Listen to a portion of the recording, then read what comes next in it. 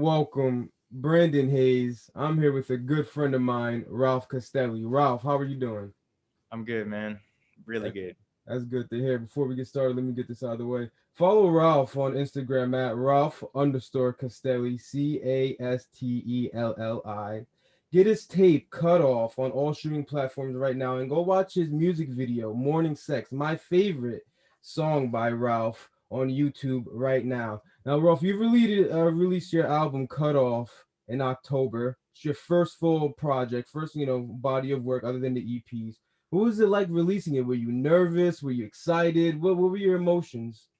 I was just eager because I had finished the music like a year earlier, not almost a year earlier. I've been working on the music for like 2 years, so I was just really eager to get it out and get it over with. And like I have so much music uh, beyond that already, so just excited.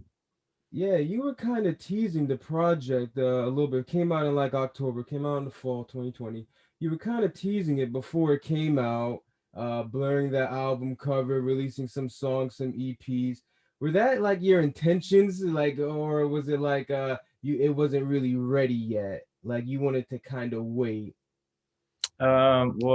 So I've moved out to LA and like got a team of people around me, so it's not just like me putting up music on the internet anymore. It's like there's like people helping me now. So I'm still independent, but like there was people involved and that just takes so much longer. So like I think I was teasing the tracks just because I wanted to get them out, but everybody else in my team was like, wait. Mhm. And yeah, Where are you from? I'm from Alaska. Did you have to travel within like Alaska and Los Angeles? Were you making music? Were you just traveling and making music, going to different studios? Yeah, all the time. Yeah, I was pretty much like when I lived in LA, before this album, before when I was writing Morning Sex and songs like that, I was super poor. So I was like living in Airbnbs and in my car or on a couch or whatever, going back to my cabin in Alaska for a little while, just constantly like traveling around with my buddies. And that's when I wrote all this music. Was music really the motivation behind you sleeping from Airbnbs, cars? Was it just music or was it something else? Mm, yeah, pretty much, man. That's all I got. Did any of those situations inspire you? Any of those songs are from an inspiration of you sleeping from car to car or Airbnbs? Uh, yeah, like I think that I just got really um good at like I think I got really good at producing music, honestly, because I was just constantly making music, constantly singing around people, and I clearly like wanted it the most, and not like in a desperate sense, but it's like literally all I had. So it like kind of shined through in the sessions that I was like fucking surviving. How much of Cut Off, your album, did you produce? I mean, I produced on every record. There, every single song is either co-produced or produced by me. But like, because I'd moved to LA, I made friends that are super talented and got to hang out with a ton of really dope artists. So it's like every song has another homie on it. Oh, that's kind of incredible. So you're telling me all those songs, some of the songs I really like, Soft Spot, Running, Beats, all those songs, you had your hand in it? Yeah, 100%. Yep. That's incredible. How long does was that one of the reasons why the album took so long? You're producing, you're writing, you're doing all of that. You Yeah. don't get like exhausted, you don't get tired. Like, I'll just get a beat. I'll just get that and is it more organic? Is it better that when you do it? Well, I don't know. I think I like hanging out with my friends and making music with my friends, but like, uh, this is some like pretty vulnerable music, you know? It's not always just a vibe or as you know, like not all my songs are like morning sex. Some of them are like super fucking deep and like it's hard to get that vulnerable without, making every layer of it. Like I can't just rip off a YouTube beat and like be as myself as if I make it myself. Do you have some sort of a writing process? Like when you write some of your lyrics, do you have to be like by yourself. You can't be with your friends because sometimes it gets super personal and you don't want to be really around your friends? Or would you want to be around a group of people so you can kind of rehearse and say to them like, "Hey, I just wrote this. What do you guys think of that?" Like, what? Take me into your writing. Well, nowadays I'm definitely like more just stick to my own. Uh, so yeah, lately it's been like I don't really want anybody to hear it till it's done or anybody to have anything to say about it, just because like I've been doing it for a little while now, and shit can get real confusing if people have like a voice in your ear. So I just like to get my idea out completely finished before I show anybody. But when I'm producing for other artists, because I do that like a lot now, I'm like always throwing out ideas and singing with them. And so for my own shit, yeah, I like to be alone now. What what is easier for you in a sense, producing or writing? Like, what do you like enjoy more? Writing for myself is more fulfilling, but I think that it's more fun producing for other people. It's more like a need to write songs, like I have to like, it's like my therapy. But producing for other people is probably more fun. Do you write songs for other people as well? Yeah, all the time. Is it difficult writing? Say if you write like a really someone asks you for the, hey, can you write me a song, and it's really good and you just want to take it. Is it really difficult giving it to that person, or is just part of the business? It's whatever. Um, yeah, I haven't really bumped into that just because I feel like my songs, the songs that I like to sing, are so different. I'd like to think that like I have to like be in my head to write something for me. So every time I write for somebody else, it's like already I can't even think about it for me. It's not even in that frame of mind. When you write for somebody else, do you kind of have to like research them, like see what they're into, see that what their style is, and match that? Yeah, hell yeah. Or else I'm doing them an injustice and me. We're wasting time if I don't know what they're on and like who they are. So Isn't yeah. that difficult? Because it feels like you're hopping in, you're basically wearing a disguise. You have to be somebody else to write their music. Isn't that a little tough? Well, I don't really have to be them. I have to get the best out of them in the situation and capture it, record it. So my whole job as a producer or a songwriter for other people is just to like figure out the best part about them and then how to capture it. Like I've been working with this girl Dora, and she's just so explosive, her personality. Like so, I'm like, wow, the beats need to kind of replicate who she is as a person. I'm just here to capture it. Same thing with Janny Green. It's like the dude's just a rock star. My whole job is just to capture what he's doing. Are these people really for your label, or are these some people that you hooked up with, just from a friend of a friend connections? Everything like through my management team or through friends, and like me and Jenny have been brothers for like a long time. He's from Alaska too, so Hmm. yeah. In that case, like we're best buddies. Tell me a little bit about your label. Um, Uh, no, please, you go. what I do don't you mean, wanna- like my independent releases? Yeah. I don't really have like a label, but I just like help people and I release my shit independent. Is that tough on you? Is it a little hard being independent? Like it feels like it's just double the work. Do you sometimes wish you were on a label, or you like having your own control? You like being in control of everything?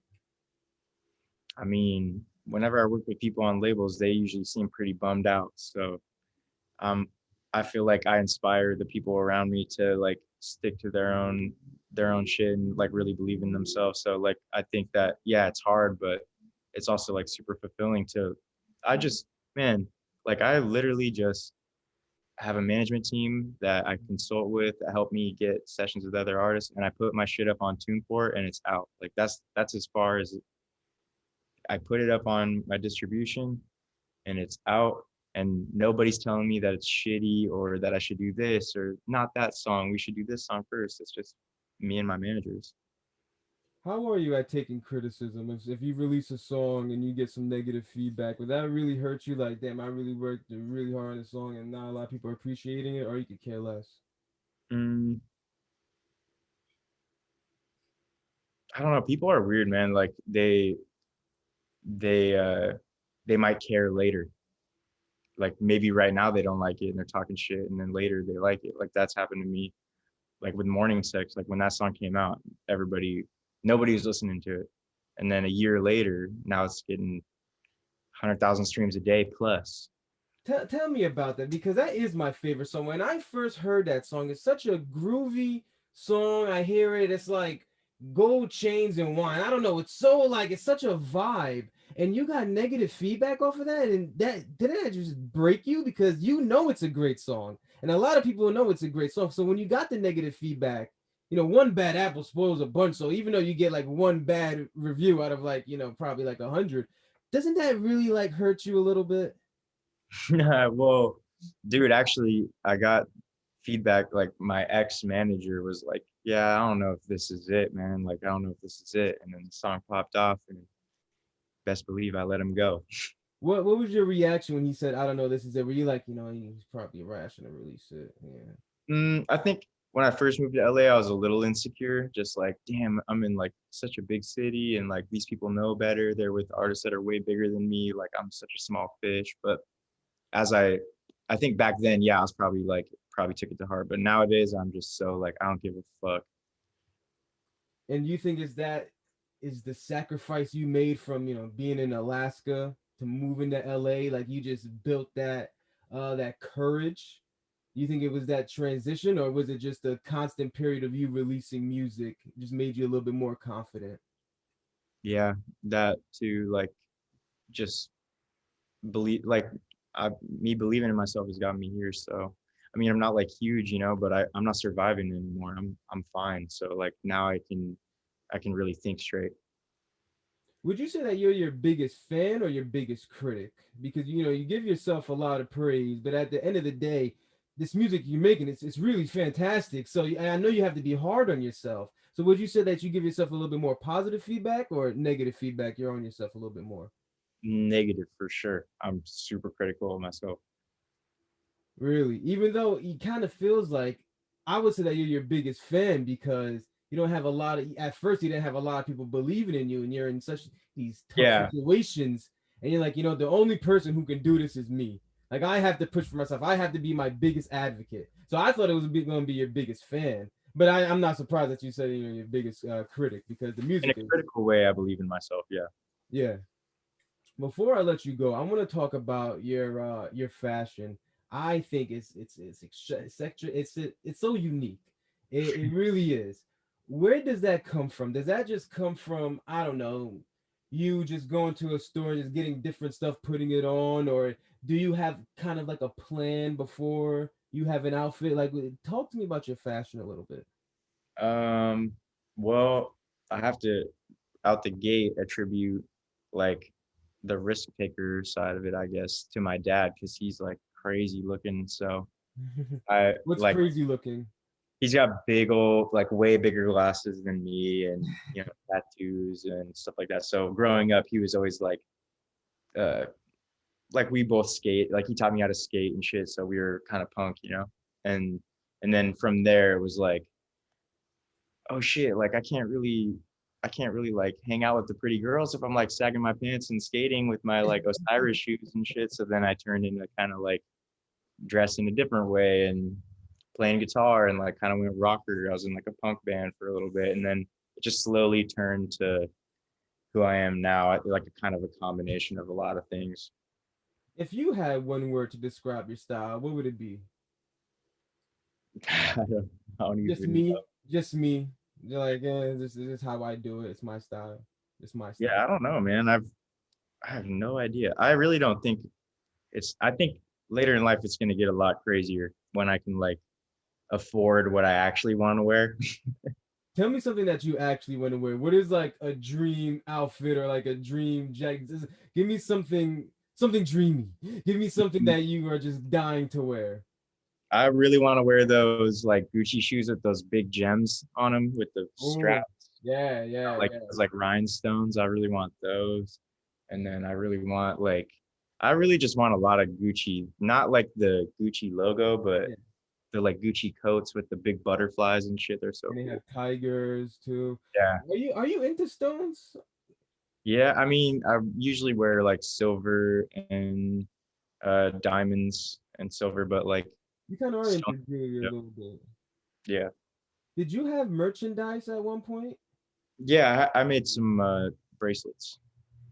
Did you stop that? Is that on pause, on hiatus, or I sold out of those. I did like I've done a couple of t-shirts, like graphic tees, but now I'm doing like jewelry.